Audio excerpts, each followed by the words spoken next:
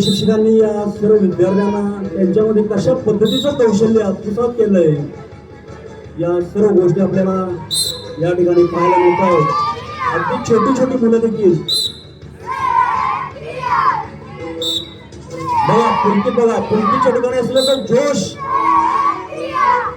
खूप सुंदर खूप सुंदर।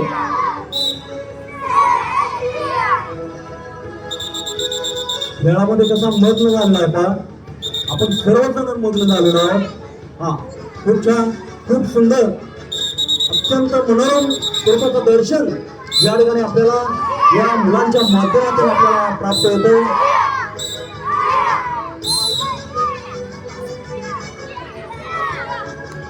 सर्वांनी टाळ्या वाजवा।